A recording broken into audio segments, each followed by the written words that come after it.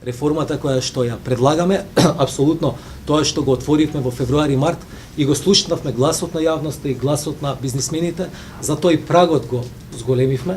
Значи прагот е сега поставен на кај прогресијата на 1%, на 1% од луѓето со највисок доход.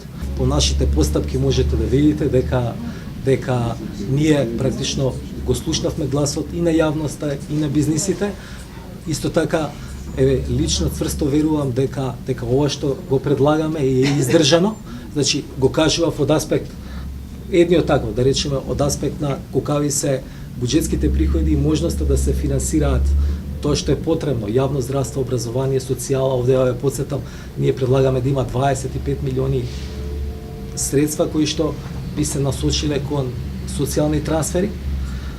Мислиме дека Македонија треба да го направи овој чекор.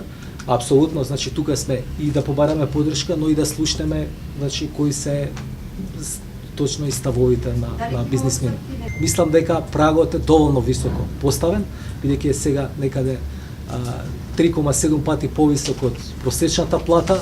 Ако се споредиме например со нашата соседна Албанија, каде што го направија овие чекори, каде што ние денес дебатираме во 2014 година, таму воведоа дополнителна стапка не од 18, туку од 23%, прагот кај нив е 950 евра, така да мислам ова решение е прилично фер и за луѓето кои што имаат во тие кои што се со највисок доход, но сепак ќе ни овозможат како земја да тргнеме по патот на оние земји кои што имаат праведно доначување.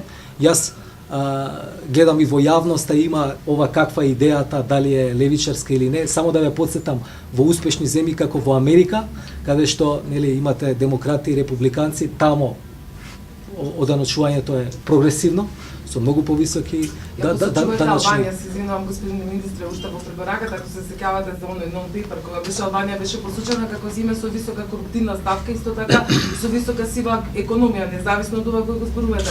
Дали сте свесни за последиците од даночната евазија? Значи Албанија ги има конкретно како последица на донесување на овој прогресивен данок. Дали се плашите дека истото може да се случи кај нас? Апсолутно не. Имате ли сознание од вашите колеги од Албанија дека тоа е првиот аргумент кој што противниците на идејата го даваат, дека практично ќе се зголеми многу евазијата. И Албанија, ако ги видите економските параметри по воведувањето, се позитивни.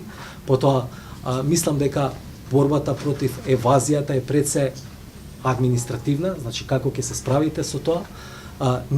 Јас сум среќен дека имаме поддршка од Европската унија во рамки на различни проекти кои што се пред се поддржани во нашата стратегија за управување со јавните финансии за подобрување на капацитетите на управата за јавни приходи.